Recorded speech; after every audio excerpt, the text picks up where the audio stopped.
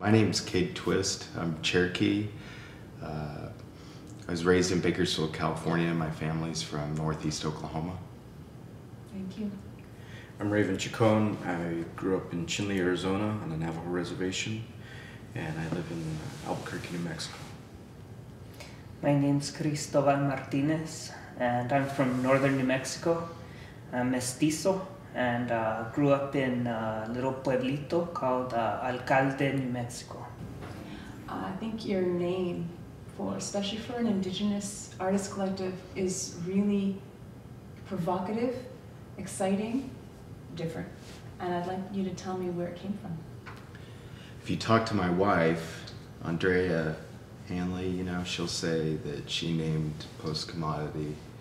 So we're sitting around this table, there's a group of us. I don't know who came up with it, but I'll just say that she might have come up with it. But what it meant at that time and what it means now are pretty similar.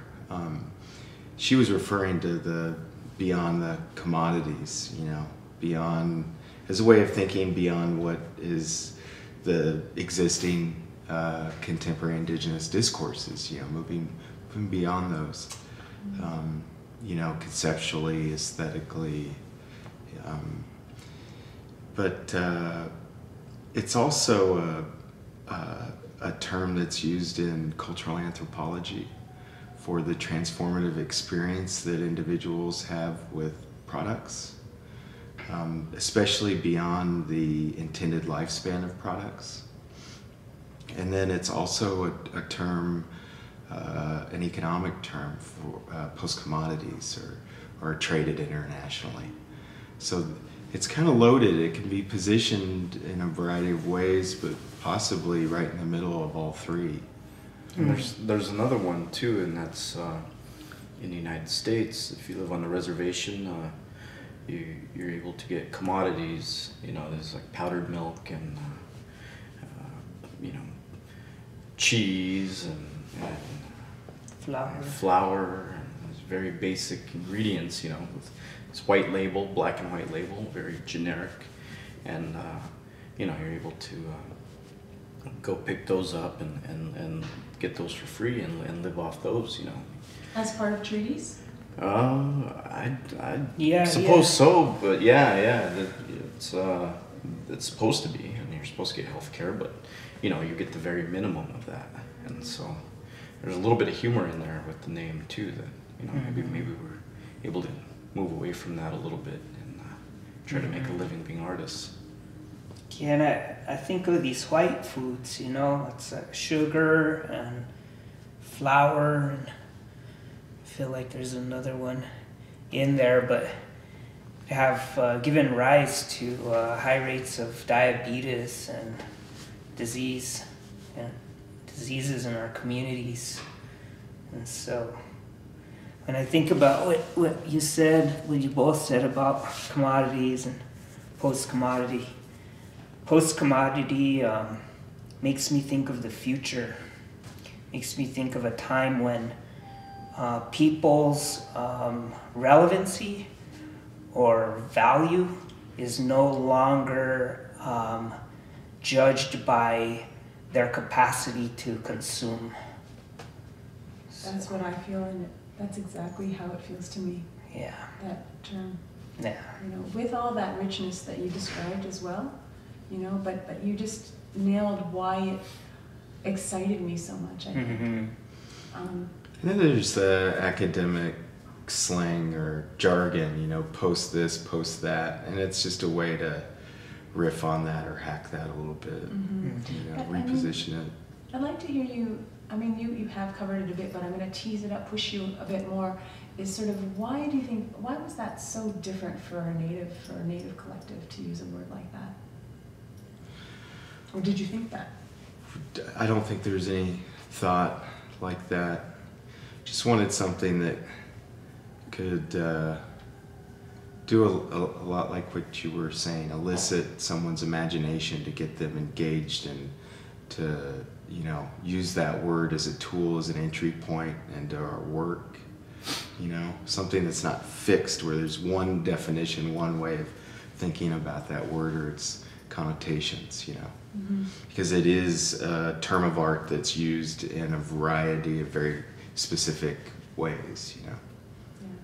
It sets the tone for a lot of the things that we're interested in engaging as artists and studying and researching and critiquing, and those are market systems and speed and multinodal networks and real-time media, and so it positions us in this in a set of topics and issues that are front and center to life for many people in the world today. So I think that really the name of our collective really helps position us, and it's a framework. It's a guiding framework for our discourse. What will you be making during this residency? So we're making a virtual reality experience that we're trying to bring within the visual and experiential aesthetic of our practice. And so we're creating a work that is about an indigenous future that's largely influenced by the systems, again, the market systems, and weapons systems and communication systems, and these types of systems that have influenced growth and change in the region that we're interested in, which is the southwestern United States.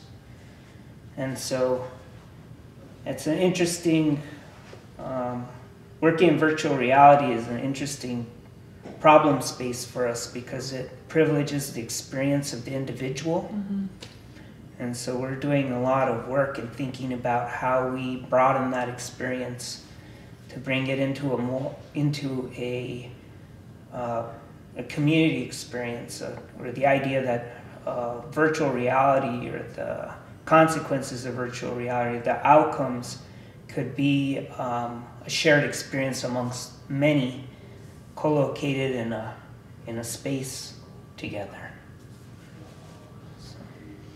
And the medium's pretty interesting because it's, for all the reasons that Christo talked about, but also because it's such a idealized medium. It's a medium that still hasn't sunk its teeth into the pop culture imagination, and it's almost venerated in sci-fi aesthetics and storytelling and gaming and things like that. So it's nice to take something like that and hack at it and make it Indian, really make it a tool for storytelling, for conveying narratives, for positioning metaphor and things of that nature.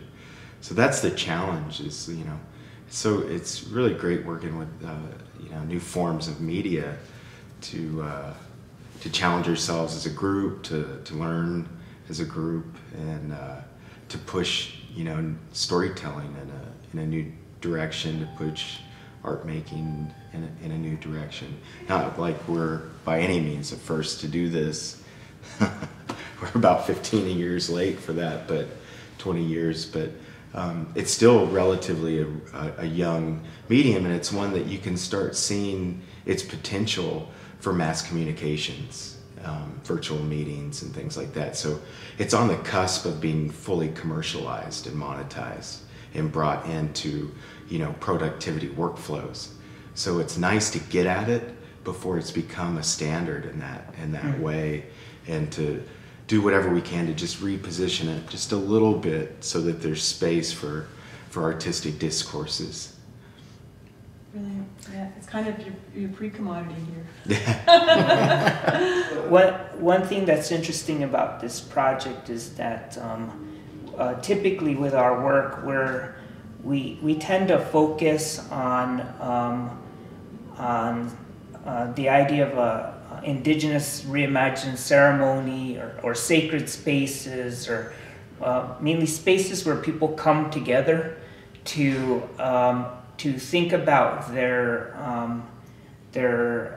physical relationship with each other in a shared co-located environment, or that they're in a relationship to a place, and that there is a narrative associated with the physicality of being or being in a space, and so this is a challenge for us, because when we're working with virtual reality, that it actually goes in another direction, where we're working primarily with the idea of embodying a digitally mediated space, or the idea that it's an idea that's pushing toward human experiences that are in many ways maybe disembodied from the physical reality in order to enter a digital reality.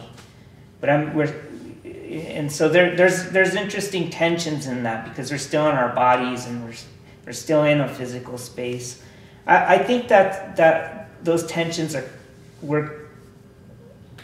we as a collective are going to naturally exploit those tensions, because we're trying to push it out from being technology that privileges individual experience, or the idea that a person privately engages in the world through goggles by trying to explode it outward, in that person experiencing a virtual world that experience has consequences in the physical world, and that those consequences can be observed, or that those consequences are a part of something bigger that has a real physical reality.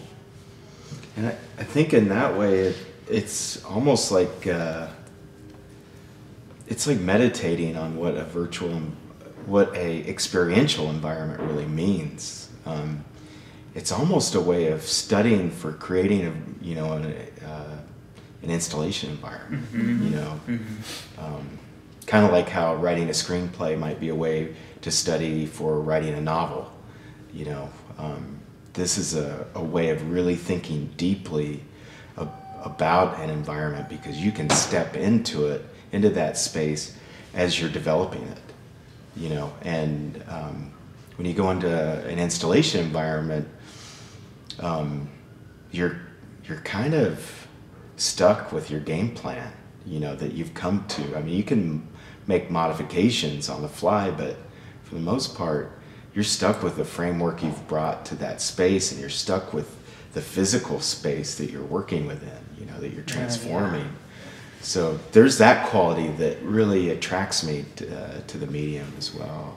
I think even more than being stuck in a space, it's the time that you're stuck in, this time frame or this duration. Mm-hmm. And what's interesting about the virtual reality experience is that even though there might be a duration, that time is very distorted in a different way than you might find yourself in an installation environment, especially because in the case of what we're doing, we're giving the illusion that you're being guided through something, but at the same time there's these other performative things that you realize you're doing on to the outside audience or the outside installation environment. So we're having a lot of fun in trying to design ways of disorientating you more within that environment, or allowing you to be a performer as well in two places at once. Mm-hmm. Classic example of this. We were watching a piece when we were doing demos, trying to get familiar with the medium. We all experienced a piece, neither one of us, we all had different ideas of how long it was. Like I thought it was like 10 minutes or something. And, you know, so we were all listening, you know, different times. It turned out to be 4 minutes. And we just couldn't nail that down. And we're disciplined to think about 4 minutes because that's like the length of a pop song, you know. So it was really, really strange that we couldn't even grasp it, you know, at that. I guessed correctly, though. We did have 3 different times, but I the closest. Music guy, you know. But also, Postcommodity has had an interest for a long time in making a work that was very much storytelling. You know, had a beginning and an end, and a narrative which you could follow, which maybe dealt with history, maybe not. You know, maybe it was a true history or a shared history or a history coming from different vantage points. And we thought there's some film and video projects we still want to do like that, and that might be a continuation of this. But where we're finding ourselves now is working on some pieces which, you know, different pieces which all combine themselves into this big story we're trying to tell about the possible future history of New Mexico. Mm-hmm. Would you give us a little, a bit of more about that story right now? I think it'll be really interesting for the final video to have this sort of what you think the piece is now, and then we'll see it again later. That's dangerous. Yeah, it might be. It might be. You can do with that what you will. Well, we can talk a little bit about where we're from and what we're seeing, which is really a context. And so we're Raven and I, as we said in our introductions, we were raised in New Mexico, and Kate currently lives in New Mexico, and so we have this tie to that place, the northern part of that place. And the northern part is a very interesting region of the state, and it's got a ancient Pueblo history. It has a Spanish colonial history. It has a history of a war between the Pueblo people and the Spanish. Its history is interesting because Pueblo campaigns were successful against the Spanish. It has a history of coalition building, and it has a history of immigration, of mestizaje, of mixing of peoples, mixing of cultures. And then it has a history, a nuclear history, site of the Manhattan Project, and development of technologies, energy technologies, computational technologies, laser technologies. And then it has a history of gentrification and commodification of all those things, and which is a major economic driver in the region.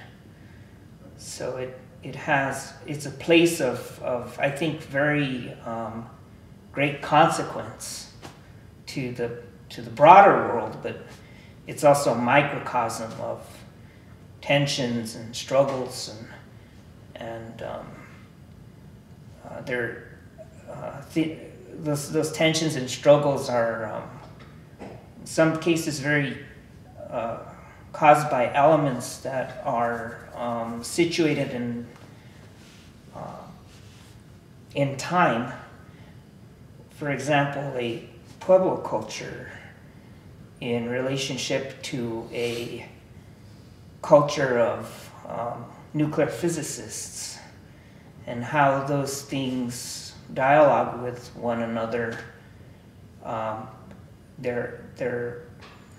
They connect in time, and they're at the same time are very disjointed by time, and so it causes a kind of an interesting.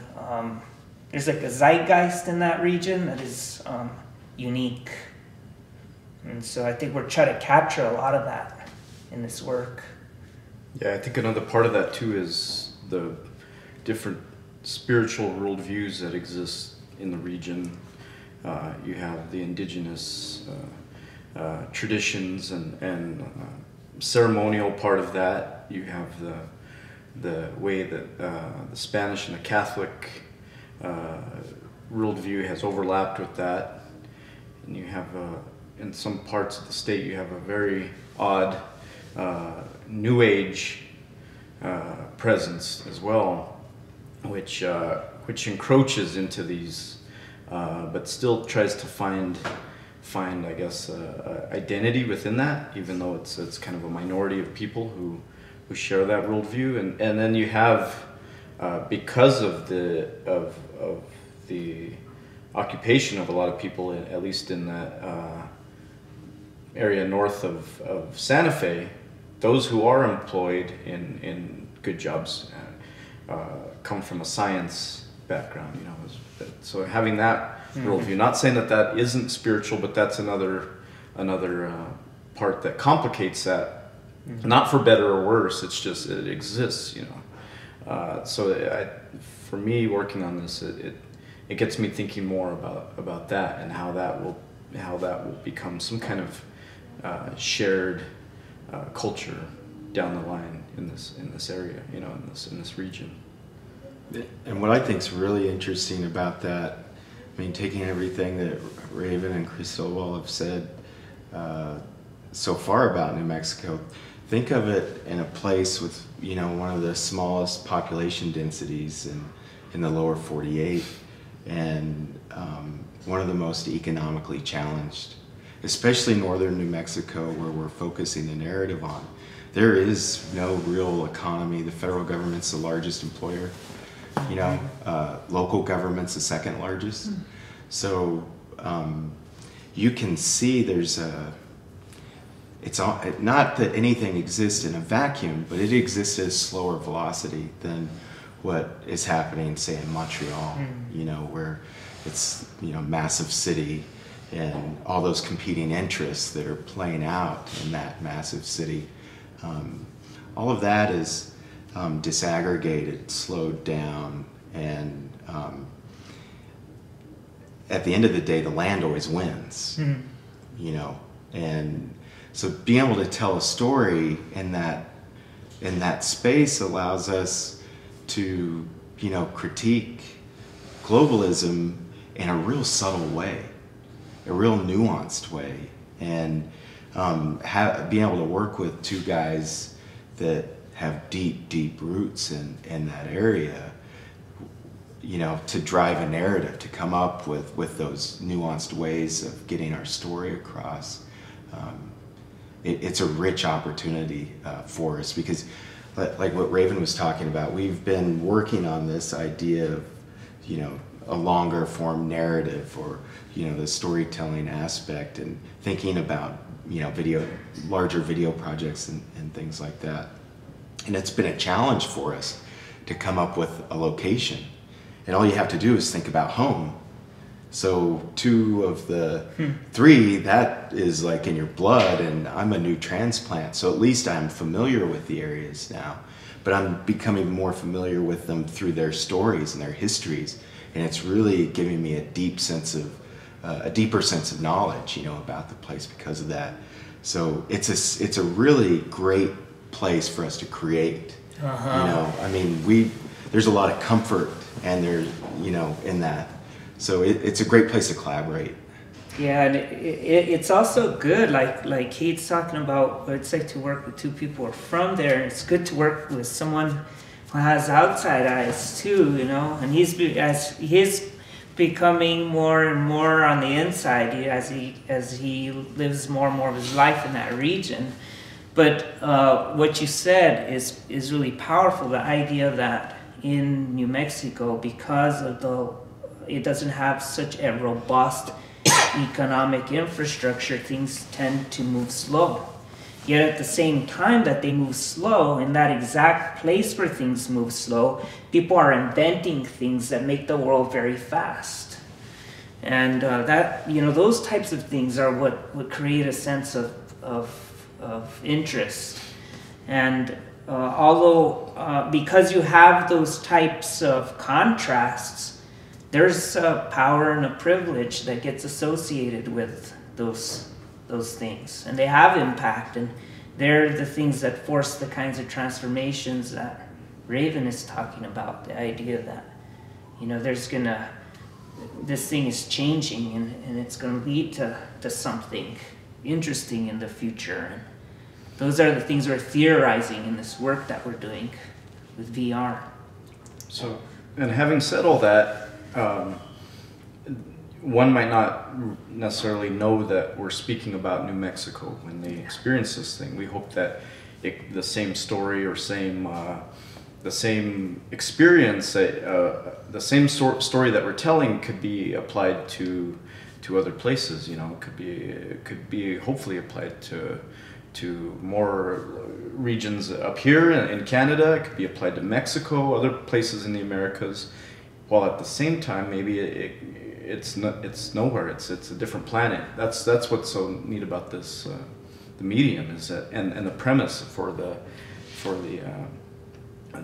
work that we're making it for, the exhibition is that it could be a different planet. It could be in the future. It could be so far in the past. All of that can become blurry, and when you have that freedom to do that, then you can find ways of making it adapt to different situations, or have viewers find commonalities within that.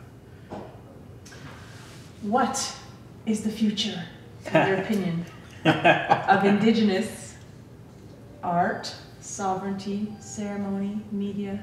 Fill in the blank. Well, I think we're like the way it's always been. We're constantly trying to make sense of our environment, of the world. So we're involved in, people are involved in cultural production, and so I think that for me, the logic behind that is that ceremony and sovereignty and media and indigenous media is emerging.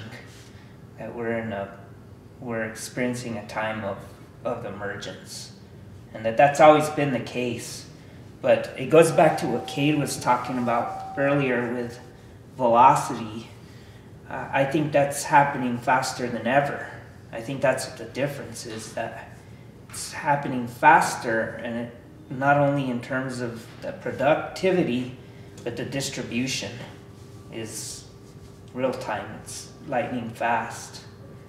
So it's really hard to predict exactly what the future is going to be, because we get this trope that the future is now. We hear that trope a lot, and so it's like, in a way, we're kind of caught in it. It just seems exciting all the time that indigenous communities and indigenous peoples are, they seem to be bending it more than anything, appropriating and bending the media. So there seems to be a real critical awareness that this stuff is coming from the outside, and it does encode all the values of its creators, and so we're like what we've done with cars or other technologies, hacking and modifying those things so that we can bring it into a focus that just seems to make sense to our peoples, and peoples being diverse, peoples being groups across lots of diversity. I don't know where Indigenous art would be going. I have hopes of where I would hope it would go. My hope would be that we stopped referencing the outside world and its forces back on us. I don't think we've made enough new worlds or new realities. I hope that it doesn't strive to unite and make sense unite by way of making sense, which is contrary to what my friend here said, but I hope it stops making sense so severely that we were able to make these other worlds, at least for a while. I don't know if it even has to do with ourselves at a certain point. Maybe that's how we can join the rest of the world and collaborate with the rest of the world. I'd like to see more collaboration like that. I'd like to see Native people, First Nations people collaborate with people in Africa, you know. And that doesn't have to make sense. And it probably won't make sense to outsiders looking at such a situation. But I don't think we don't have to tell a story. We don't have to talk about history. We don't have to do anything that. We just have to warp reality. So you're saying that it doesn't have to encode specific values necessarily. Like it doesn't, like the future's in a world where a group has to feel like it has to do that. Is that what you're saying? It would be it would be a great experiment to see what happened when we didn't do that. Yeah. If we didn't make art about anything, we just collaborated with others, or perhaps I think collaboration would be necessary though. I think collaboration with people around the world would be the next step for Indigenous people, and in that collaboration there's no other task than to change reality severely, and but again, that doesn't mean that the art has to be about anything. It doesn't even have to be about their own histories. Yeah, that's awesome. That's heavy, dude. Well, I got some that's kind of like in the middle of those two, you know. If you look at the history of the world, it's a history of worldviews and competition of competing worldviews, essentially, and competing worldviews competing over resources, and what's happened over the last 100 years for Indigenous people is, at least in the U.S., that's really what the only place I can really speak about is we've developed a policy and legal framework that protects our interests and ensures that we have the capacity to design our own systems and to govern ourselves and to work on our own accord. And what that does is that enables and empowers a people to do something like collaborate with other people on terms that are mutually beneficial, rather than subjugation. And so that's something that I think our parents worked towards creating. Our parents' generation worked towards creating that policy framework and social framework of self-determination in a codified manner. And our generation has really been about building capacity to utilize that. We've got a long ways to go. We're still pretty young, relatively speaking, and we're making okay progress in that regard. But I think the future is about not focus so much on getting onto a level playing field in terms of capacity and resources, but knowing how to work more efficiently and strategically on our own terms in terms of negotiating relationships with other people. So, for instance, in the art world, my hope is that in the future, we're not thinking about Indigenous contemporary art. We're thinking about art, and there's Indigenous people that are, are significant contributors to the art world as artists, not as tokens. Because that's what, we still get demonized as tokens, regardless of how good our art may or may not be. So I think that on the capacity side and the negotiation side, you already see this trend of us being the field of indigenous artists working in contemporary art, being able to exhibit outside of, culturally specific exhibitions and institutions, and working internationally. So you can see that pathway. So I think what that leads to is a way to where we're allowed to share our worldview and our knowledge systems on our own accord, rather than having it being taken from us and commodified, in the process. So when I think of collaboration, like what Raven's talking about, I see that process happening, and I see it as a way of building new capacities in society that are informed by indigenous worldviews, and to where people see the value and merit in that. And that's what's really, really exciting, because if you think about the indigenous people of the world and their knowledge of locality, that's what's missing from our scientific knowledge systems, is that one aspect. So if anything, I could see a future that's much more balanced. Yeah, I think, yeah, when Raven talks about art, and that's, I think that's like a idealism to aspire to, and I think that's what art can do. And I think it's had its times when it has done things like that. Music, I think in music particularly, more so than any other medium. But one thing about art is that it gets caught up in the technologies. A long time ago, it would just be a piece of charcoal was good enough. And then there were pigments and innovations in pigments and taxes and controls on colors, and different things were bartered and traded, and that happened in different parts of the world. And now the mediums are largely we currently live in a fairly illiterate society now, because a long time ago, if you didn't know how to read and write, you were considered illiterate. Many people know how to read and write, but still don't have an awareness that in today's world, reading and writing isn't enough to be literate. If you can't write computer code, you can't read it, you can't understand it, then you're really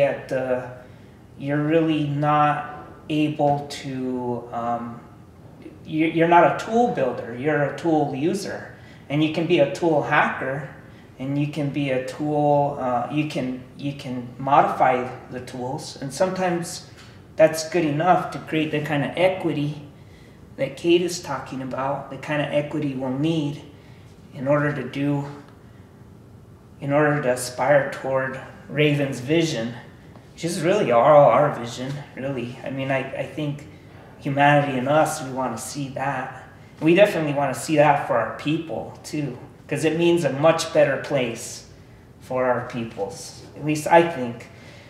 But that's one of the big issues that still gets tied up into the frameworks of sovereignty and indigenous sovereignty, is that we have to build, our communities will have to build capacity, digital media literacy's capacities, so that we can get beyond what we're currently seeing. We're like in Palo Alto and Silicon Valley, the epicenter of digital innovation. And digital innovation is happening all over. It's happening in Seoul, Korea, and parts of China, and Indonesia, and India. But we have the real major power brokers situated in Silicon Valley in California. And that's mostly white men between the ages of, they're in their 20s to their 40s. And so we're severely limited in terms of the worldview, because it goes back to the economic systems or systems of capitalism that Kay is talking about. And where the cynicism comes from is that that